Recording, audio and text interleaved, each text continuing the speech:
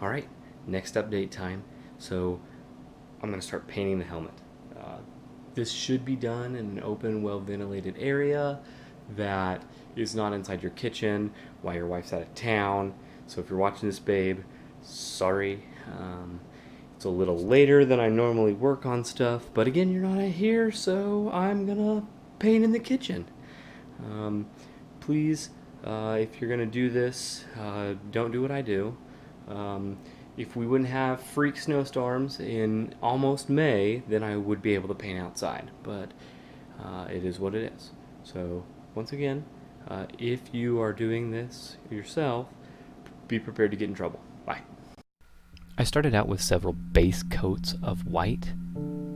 After I got that to my liking, with much sanding in between, I went ahead and moved on to the next phase.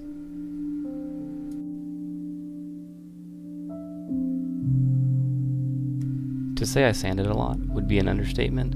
I'm sure there are people out there who sanded even more than I did, but you'll notice throughout the course of this that I use small files, I use different coats of sand, I go ahead and redo some of the Bondo throughout. It's a very long and arduous process. The point being that you'll have a good product to paint. So I can't stress enough that you go ahead and do the best job you possibly can here, because it will pay dividends in the long run. I've used Bondo, and I've actually switched to a Bondo glaze, which is a much lighter Bondo, easier to spread and easier to sand. So probably 3 coats of this primer, which will act as my base coat below the silver throughout the whole entire helmet.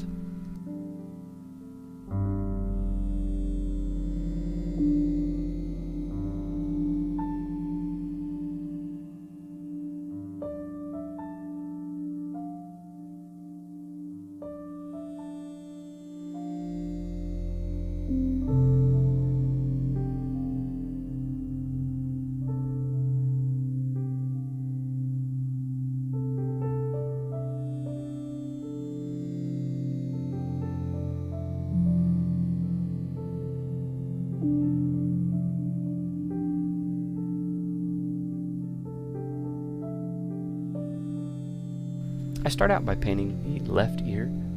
I mask it off and then add plastic bags from Albertsons or the grocery store or somewhere else, Walmart, Target, to mask off the areas that I'm working with. I start out with a base coat of red on the left and then start marking off the spots where I will where the red will show through whenever I put on the next coat, which is silver. The left ear is the only part that doesn't actually start with a base coat of silver. It starts with a base coat of red. And if you look on the forums, actually most of them start with a base coat of sort of a grayish white, which I was unable to reproduce, and so I combined the silver and that color into one. So it's a little bit different. The silver goes on easy. As you see on this one, I don't actually peel off the different layers before moving on to the next layer. It was very difficult to get the masking off whenever I moved forward. So I tried it one more time on the rear panels, and it just did not work out very well.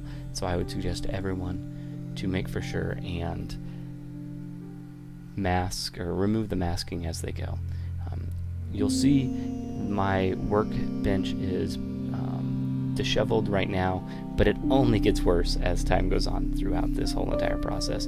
I'm using a Badger airbrush, and it works so fantastically. The airbrushing in this project just has been so much fun. I've really enjoyed it, and while the removal of masking and remasking just takes forever, the overall thing that you can see is it's so cool to see. Something that I hadn't noticed by this point in time in the project is that the pieces that I printed were actually too big for all of my panels. I should have shrunk them by probably 5%. This would have made this little arch piece a little bit smaller, but all in all, I think it turned out well. I lay out the main size or main shape by using masking tape, and then I add all the little accent marks by using Humbrol Maskall. That was my phone.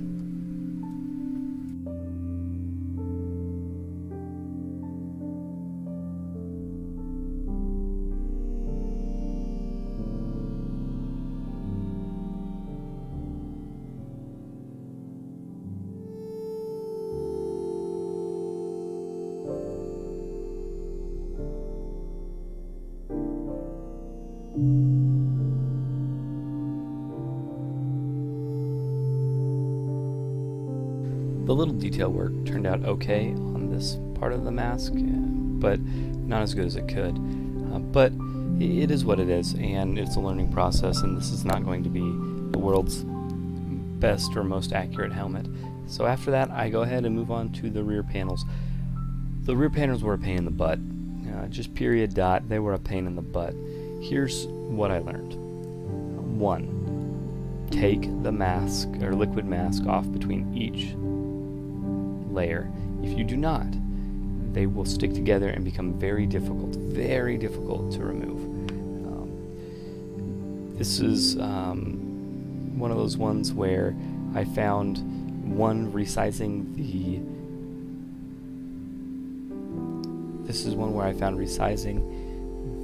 the templates would have helped immensely. The use of the use of graphite transfer paper also made this portion of the process much easier. As you can see, first I tried to draw it on with a pencil and it just doesn't work. I tried several other things. I finally gave up for the day, honestly, and went out and got the graphite paper later. Another thing I noticed after I had started this, and you will see here in a minute or two, is that I marked off the entire right side of the back of the helmet, only to find that I marked it all off with the left side's template. You can see me realize it and just sort of throw my head back in anguish. But it is what it is. Slow and steady wins the race, guys. Continually check your source photos and make for sure that you're ready to move forward. So once you figure all that out, like I said, graphite paper made this process go very quickly. You'll notice throughout the rest of the project that I don't use graphite paper all the time. That's because for some of the sections, it's honestly, it was just easier to eyeball it than it was to use graphite paper. But if you're going for something very specific, I suggest getting a ballpoint pen and making sure your templates are sized correctly, and then just go to town with the template and the transfer paper. It'll turn out really good, I think. Again, remembering to move the mask at all times. So I started with a silver base coat. Then I went to a dark gray Humbrol 79, I believe is what it is.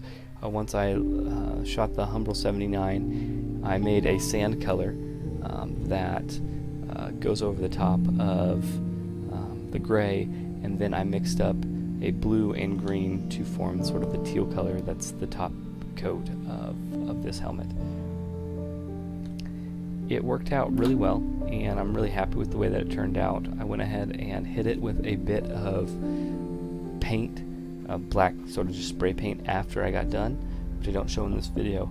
That black spray paint I then took off somewhat with a steel wool and added some scratches into the paint to make it look very weathered. All in all, the back panels turned out really well. Not as good as probably most of the other panels. I would say the back panels and the right ear are probably the least good looking on this entire helmet. And that being said, the right ear, just the sand color doesn't look as good. But yeah, it turned out well, and I think it looks really good. Not 100% movie accurate, but this was definitely one of the longer portions of this helmet. And as you see, it took a long time to get right, but getting it right actually made the helmet just really pop whenever I got this section done.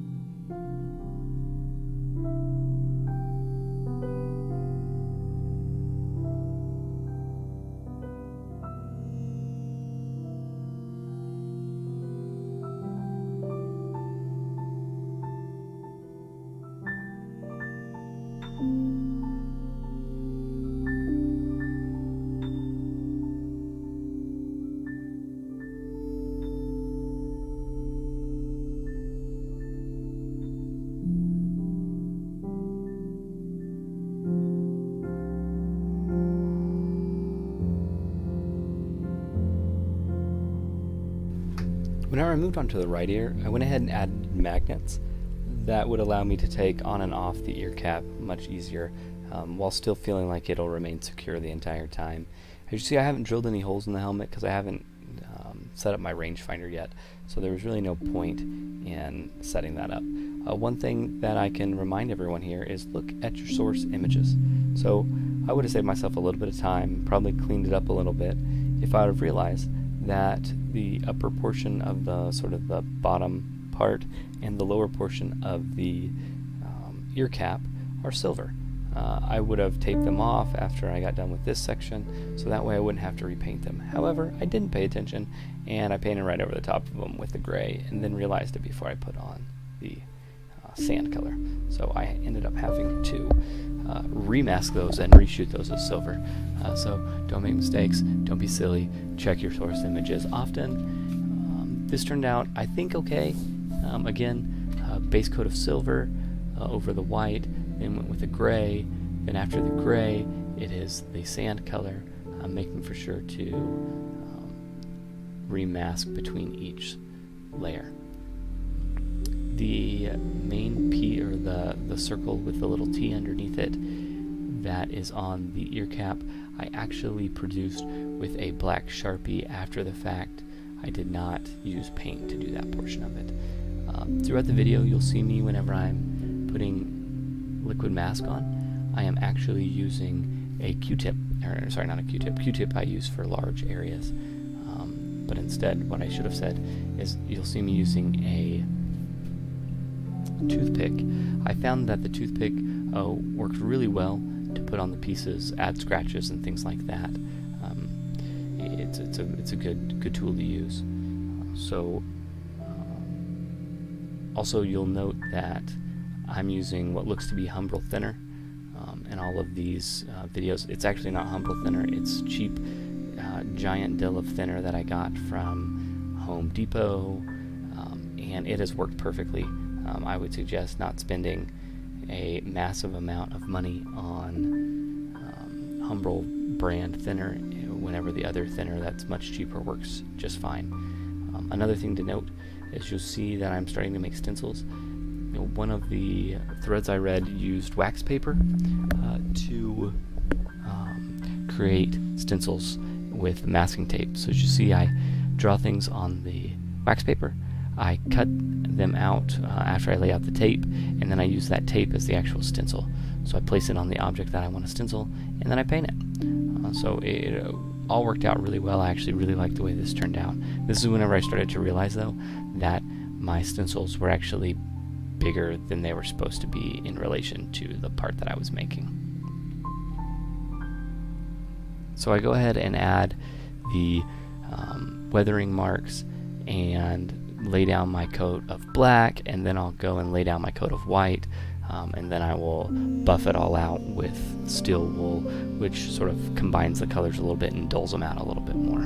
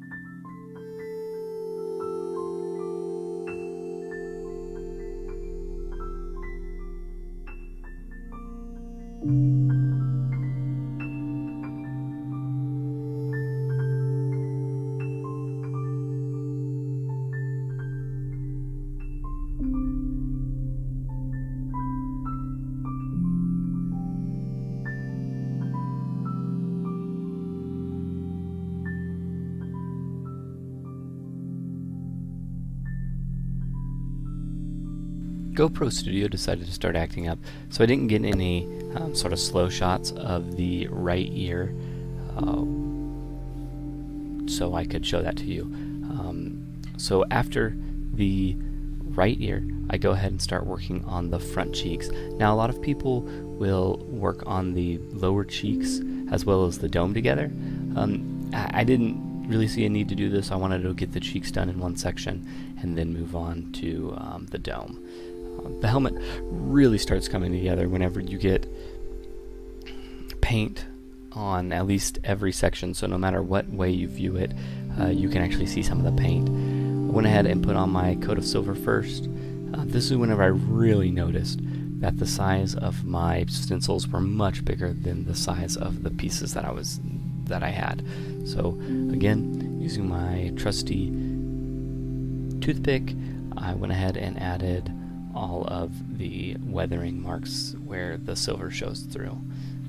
This was again, long, tedious process, but the cheeks turned out really well. I started out with the silver, then went to my gray color, then I masked off the upper portions and laid down my coat of green, and then I masked off the lower portion and laid down my matte coat of black. And then I removed all the masking again between each section and then at the very end. The cheeks, I think, turned out really well. Nice clear delineation between the upper cheeks and the lower cheeks.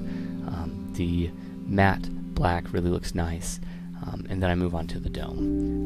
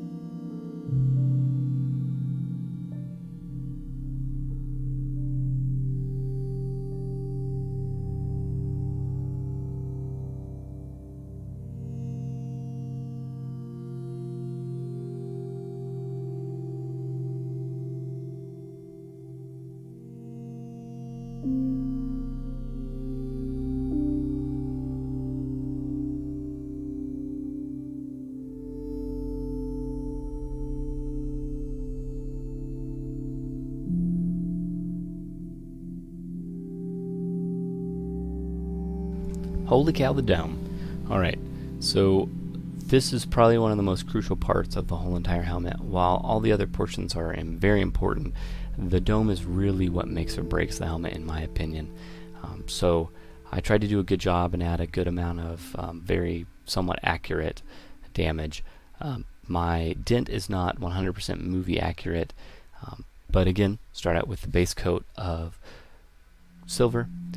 Go ahead and then put on your coat of gray after you mask off the silver damage. Then after that, you go ahead and remove all the mask. You put on all the masking again, and then you lay down the coat of green, and then you sit back and enjoy what turns out to be a very, very cool part of the helmet. As you see, after I do all that, I go ahead and lay down the kill stripes. The kill stripes, I used someone's tutorial from the dented helmet. If you look up on Google kill stripe tutorial, he gives a fantastic information on how he set up his kill stripes. I followed that not 100% to the T because I had already added some of the damage in that area, since I'm doing layering and not necessarily topical.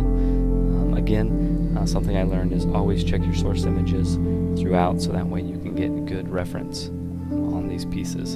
Again, thanks, shout out to all those people before me who have made these amazing stencils, amazing layouts. It's really great. I didn't have, so going back to the kill stripes, I didn't have the specific width of masking tape that they suggest, so I just made my own using measuring and cutting and then adding to the piece. All in all, I think the kill stripes turned out fantastic, just like I think the helmet dome turned out fantastic. If you're up to this point in time, congratulations. You're over halfway through this video, and I'm over halfway done with the painting of this helmet. It's a very, very, very long process, so I thank you for your time. Again, if you like what you see, go ahead and subscribe, and hopefully the lower left-hand corner I always do that, lower right-hand corner of your screen.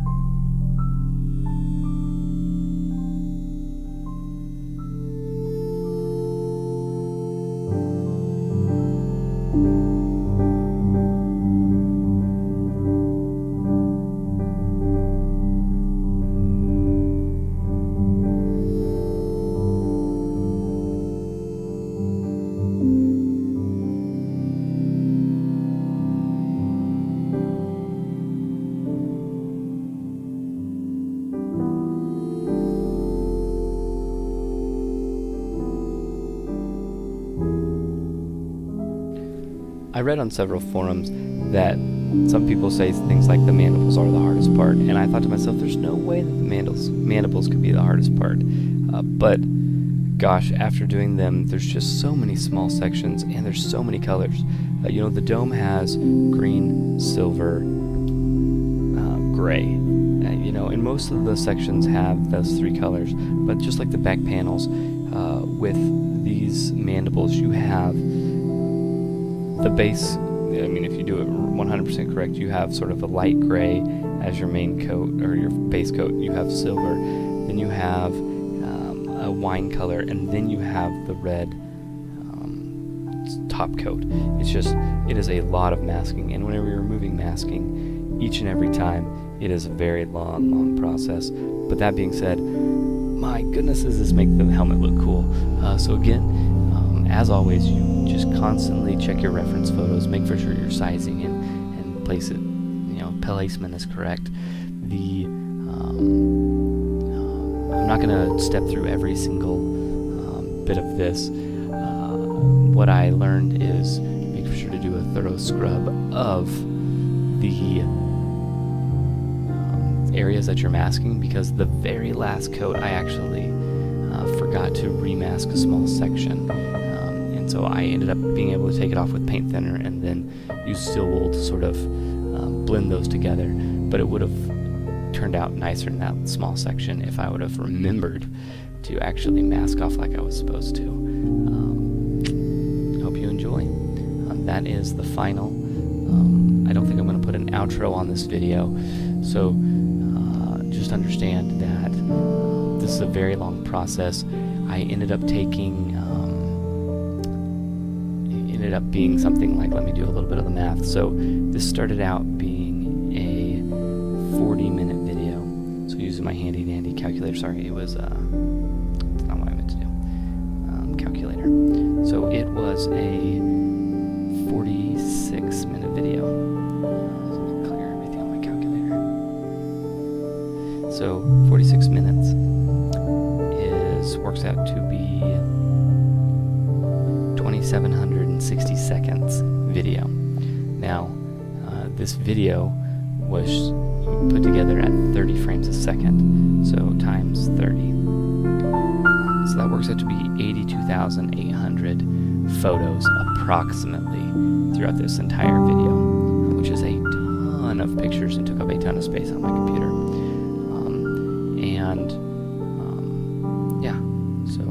It works out to be, in real world, took me about 23 and a half to 24 hours total to paint this helmet. That is not a small feat, and I want to thank my wonderful wife for letting me have a very time-intensive project like this. As you see throughout this video, you'll see me change shirts a lot, you'll see me get haircuts, sometimes I'm wearing glasses, sometimes I'm not. This is because this was done over the course of a month and a half. Sometimes less than 1 hour an evening was spent on it. Other times, large portions of the evening were spent doing it.